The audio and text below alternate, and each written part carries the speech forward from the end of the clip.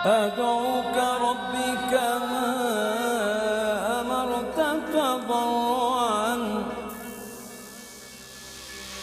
فإن رددت يدي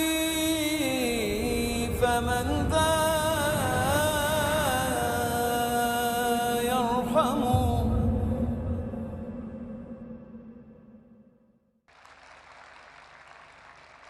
अगला सवाल प्रकाश कुलकर्णी का है। वो पूछते हैं, पानी को हम अलग अलग ज़बानों में पुकारते हैं, जैसे अंग्रेज़ी में वाटर, हिंदी में पानी, तमिल में तन्नी वगैरह।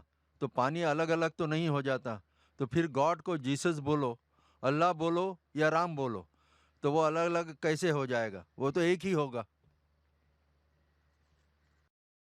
सवाल है भाई साहब का कि पानी को मुख्तलिफ नामों से पुकार सकते हैं। पानी कहो हिंदी में, या वाटर कहो इंग्लिश में, या तन्नी तमिल में, वो सेम है, कुछ फ़र्क पड़ता नहीं। इसी तरीके से भगवान को आप खुदा को गॉड कहो या जीसस कहो या अल्लाह कहो या राम कहो, एक ही है। इस सवाल पे जब गौर किया जाए तो मैं मानता हूँ कि मुख्तलिफ ज़बानों में अलग अलग दिगर नाम होते हैं एक वही चीज़ के लिए। एक चीज़ के लिए मुख्तलिफ ज़बानों में मुख्तलिफ नाम होते हैं। मिसाल के तौर पे पानी कहते हिंदी में, इंग्लिश में हम कहेंगे वाटर, और गुजराती में कहेंगे जल, तमिल में कहेंगे तनी, अरबिक में कहेंगे मोय। लेकिन शर्त ये है कि पानी को ही कह सकते हैं वाटर या तन्नी या मोय। जो पानी नहीं उसको अगर कहेंगे वाटर या जल या तनी तो गलत हो जाएगा। मिसाल के तौर पे एक मेरा दोस्त मुझसे कहता है कि मेरे डॉक्टर ने कहा कि रोज़ सुबह में 1 गिलास पानी पियो। लेकिन जब मैं पानी पीता हूँ, कोशिश करता हूँ, तो उल्टी आती है। तो मैंने पूछा क्यों आती है? तो उसने कहा नहीं, वो पानी में बदबू आती है, उस पानी का रंग पीला है। फिर समझ में आता है, हाँ, ये पानी ने कुछ और चीज़ पी रहा है। पानी कह रहा है लेकिन पी रहा है कुछ और। पी रहा है कुछ और, कह रहा है पानी।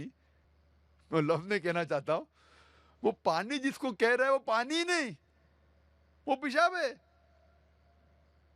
तो पानी को तनी को वाटर को चलेगा, लेकिन गलत चीज़ को अगर आप पानी कहेंगे तो वो सही नहीं। लोग कहेंगे ये कैसी मिसाल है, कौन आदमी पेशाब को पानी कह सकता है? मैं जानता हूं कि आम कोई भी इंटेलिजेंट आदमी, जो भी आदमी को बुद्धि है, वो कभी भी गलत फहमी में पेशाब को पानी नहीं कहेगा। उसी तरीके से वेद में, कुरान में साफ तरीके से लिखा है कि ईश्वर की मूर्ति नहीं है, ईश्वर की प्रतिमा नहीं है, बुत परस्ती मत करो। फिर भी हम जानते हैं कि सैकड़ों, हजारों, करोड़ों लोग मूर्ति पूजा करते। इंटेलिजेंट है, डॉक्टर्स है, इंजीनियर है, फिर भी करते। अगर हमें कोई चीज़ मुख्तलिफ नाम से बुलाई जा सकती, मिसाल के तौर पे सोना, हिंदी में हम कहते हैं सोना, अंग्रेजी में कहते हैं गोल्ड, अरबी में कहते हैं ज़हब। लेकिन जब आप सोना खरीदने जाते हैं, वो आदमी सोना कहता है तो आप थोड़ी ले लेते, आप पहले परखते हैं कि वो सोना है कि नहीं। अगर कोई आदमी बोला कि ये सोना है तो क्या पैसे दे के ले लेते? आप परखते हैं विद अ टच स्टोन, और वो जौहरी आपको साबित करता है कि ये सोना है, और वो घिसता है और फिर कहता है कि ये सोना हो सकता है कि 24 कैरेट गोल्ड है, या 22 कैरेट गोल्ड है, या 20 कैरेट है, या 18 कैरेट है, या हो सकता है कि वो सोना ही नहीं है, क्योंकि हर चीज़ जो चमकती है वो सोना नहीं होती। Everything that glitters is not gold. तो इसीलिए जिस चीज़ को आप खुदा कहते हैं, कोई भी नाम से बुलाओ। अल्लाह ताला फरमाते सूरह इसरा में, सूरा नंबर 17 आयत नंबर 110 में, कुलिदुल्लाह अविदुर रहमान अयमा तदु फलल अस्माउल हुस्ना। आप पुकारो अल्लाह से या रहमान से, कोई भी नाम से पुकारो, लेकिन अल्लाह के सबसे बेहतरीन, सबसे खूबसूरत नाम है। लेकिन आप पहला ये जांच लो कि वो खुदा असल खुदा है कि नहीं। और जांचने का तलिस्मा जिस तरीके से मैंने तकरीर में कहा था है सूरह इखलास, सूरा नंबर 112 आयत नंबर 1 से 4। कुल हो अल्लाह अहद, कहो कि अल्लाह एक है।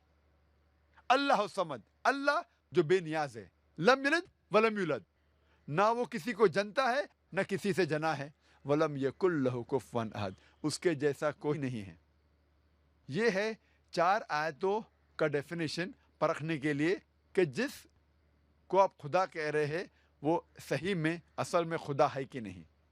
जो भी शख्स को आप खुदा मानते हैं उसे टेस्ट कीजिए, उसका इम्तिहान लीजिए सूरह इखलास की बुनियाद पर। अगर जिसकी आप पूजा करते हैं वो सूरह इखलास के बताए हुए 4 आयतों के बुनियाद पे सफलता पाता है तो वो सही खुदा है, वरना गलत है।